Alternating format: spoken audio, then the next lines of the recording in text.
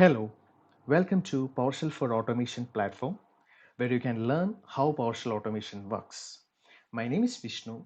Basically, I am a SQL Server DBA and PowerShell administrator with more than 8 years of experience in the IT industry.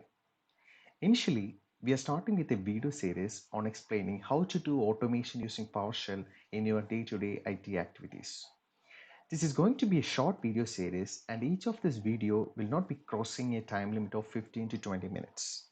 Those who really aspire to learn how automation works can definitely invest your time here.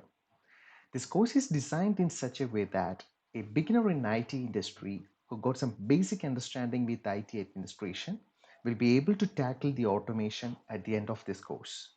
Having said that, let me take you to the course content that we are following in this course.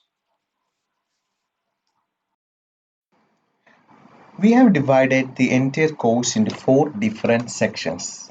The first section covers on how to set up a lab in your laptop or workstation so that you can do your PowerShell experiments there. By setting up a lab, what I meant is to create a couple of virtual machines and configure it to run your scripts. There are many softwares available in the market now to achieve this. VMware Workstation, VMware Player, Oracle VirtualBox are quite famous out of those. The tool that I will be using in this video series will be VMware Workstation Player since it is free for learning and non-commercial purpose.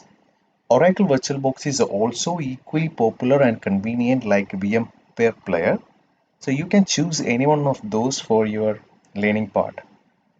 Anyway, in our video, I will be dealing with the VMware Player to create and configure the virtual machines. It is not that complex as it sounds. We will be just using it to create the VMs and a deep level knowledge is not at all required on that part. So the second category or the second section is explaining about the essential PowerShell commandlets which are needed to achieve our goals of automation for the scope of this course. So I'll be touching base on the essential concepts of PowerShell in this section so that further sections will make sense to you. So I will be dealing with explaining about how a PowerShell tool looks like, how a PowerShell IDE looks like, how to run the commands in PowerShell, etc. Along with that, I will be explaining about the if, else, for each, while, these kind of commands in PowerShell and how it's being used in PowerShell.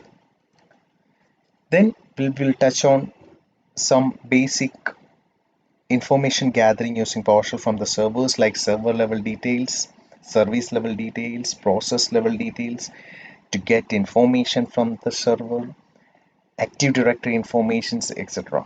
So these are actually the main points we will be covering in that particular section. So coming to the third section, we will be creating simple scripts using PowerShell with what we have learned in section 2. Obviously in part 4, we will start automating using the scripts, the commandlets, the logics that we have learned in the 2 sections above. So in the last section, that is actually for automation part, we will be dealing with alert emailing system, service status information system, scheduling database patching, how to install a particular software or say for example a database in multiple servers, how you can use the DSC decide state configuration, etc. So this is actually the brief details about what we are going to cover in this particular video series, and we will start with setting up a lab using VMware Player in our first video of this video series. So that we will start in the next video. So keep in touch. See you soon in the next video.